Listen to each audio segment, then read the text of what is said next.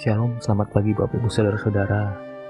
Biarlah kebaikan Tuhan dan kasih karunia-Nya selalu melingkupi kita sepanjang hari kita, ketika kita bangun dan ketika kita beraktivitas.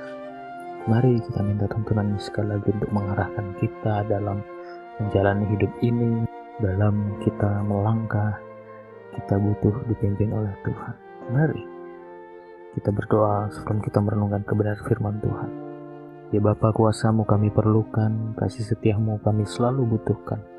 Ajar kami untuk terus melekat kepadamu, semakin mencari Engkau dan mau untuk diarahkan kepadamu dalam jalan kebenaran kami. Biarlah kuasa-Mu dan kuasa penyertaan-Mu ada dalam hidup kami. Roh Kudus bantu kami, Roh Kudus tuntun kami, karena kami tidak tahu apa yang akan terjadi ke depan. Tetapi biarlah kasih karunia Allah melimpah di dalam kehidupan kami. Kami mau bersyukur kepada Tuhan atas kasih setia-Nya yang selalu baru tiap hari.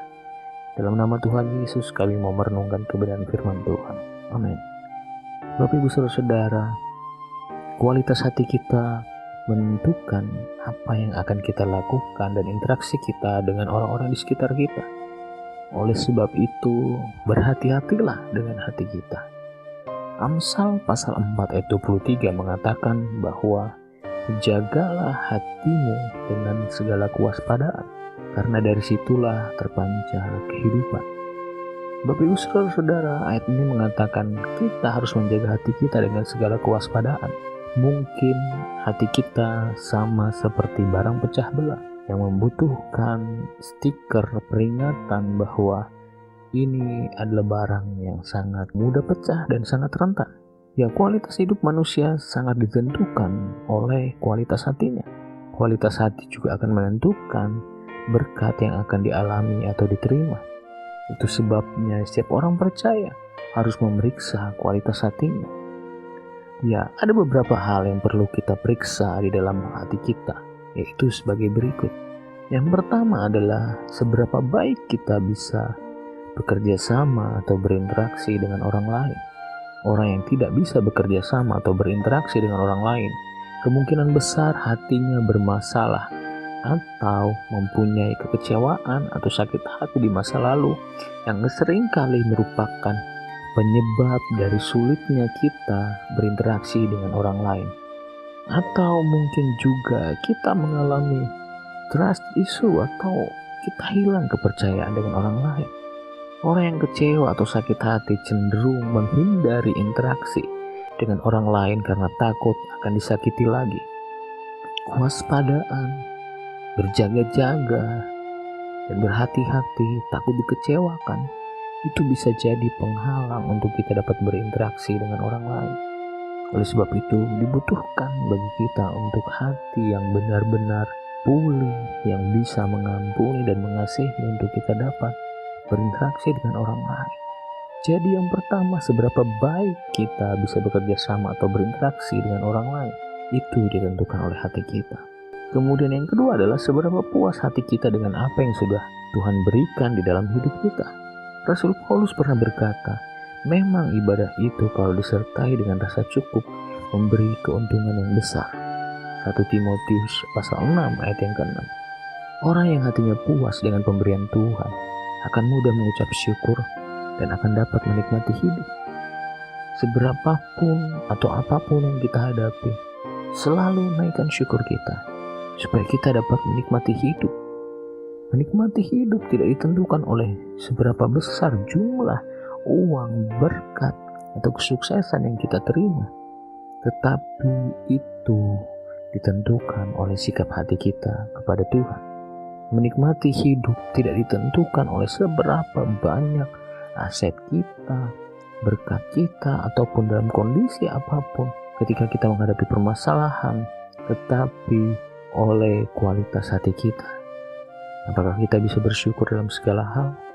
Bersyukur saat situasi sulit, bersyukur saat tekanan datang, atau kita hanya bisa mengeluh dan mengeluh. Tapi kepuasan hati kita dengan berkat yang kita terima itu sangat menentukan kehidupan kita. Kemudian seberapa mampu kita menangani kegagalan. Setiap orang bisa saja salah langkah, salah mengambil keputusan atau berada dalam kondisi yang salah. sehingga menyebabkannya gagal.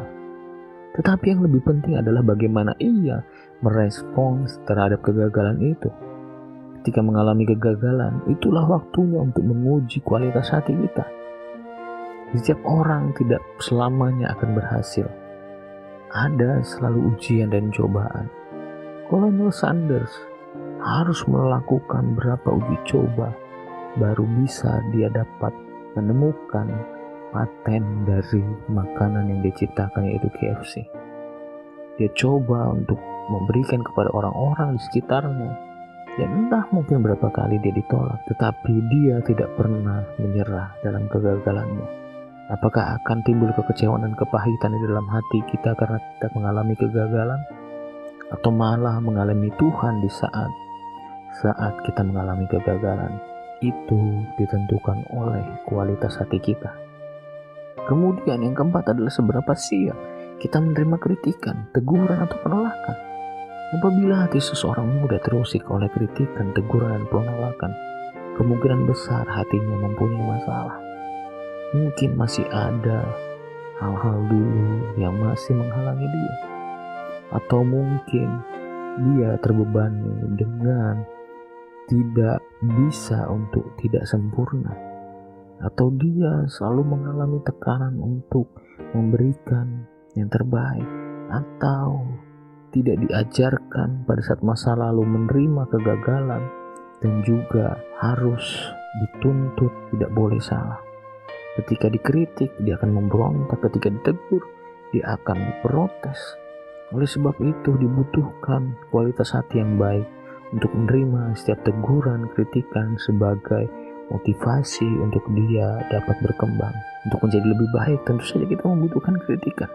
Ketika kita salah, kita butuh untuk ditegur, untuk kita dapat melangkah lebih lagi dalam pekerjaan Tuhan, dalam memenuhi panggilan Tuhan sebagai anak-anaknya. Kita selalu membutuhkan kritikan dalam kita melayani, dalam kita menjalani hidup. Ketika kita salah, selalu ada teguran, selalu ada kritikan dalam pelayanan kita. Tetapi bagaimana kualitas hati kita menerima setiap kritikan dan teguran itu sebagai motivasi untuk kita dapat memberi yang terbaik kepada Tuhan dan bahkan menjaga hidup kita untuk tetap di jalan kebenarannya.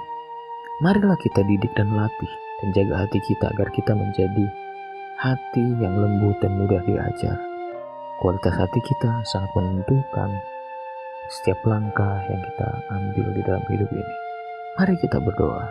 Tuhan Yesus, kami minta pertolongan-Mu dalam hati kami dapat. Tuhan Yesus, kami membutuhkan pertolongan-Mu untuk kami dapat menjalani hidup ini sehingga kami mempunyai kualitas hati yang baik.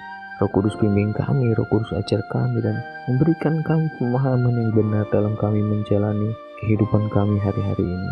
Biarlah hati kami tetap fokus dan hati yang mudah untuk diajar dan dibentuk.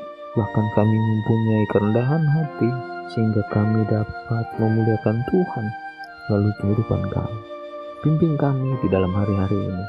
Tolong kami supaya kualitas hati kami tetap baik dan benar di hadapan, sehingga kami dapat memuliakan Engkau dengan gaya hidup kami, Tuhan. Diberkatilah kami pada hari ini dalam keseharian kami. Apa yang kami lakukan, Tuhan sertai. Apa yang kami kerjakan, Tuhan buat berhasil. Diberkatilah kami yang membutuhkan pekerjaan. Dibukakan jalan bagi kami, bahkan yang sakit Tuhan sembuhkan. Diberkatilah keluarga kami dan kami akan dipelihara oleh Tuhan selalu. Terpujilah nama-Mu Tuhan, kami bersyukur untuk hari yang luar biasa ini.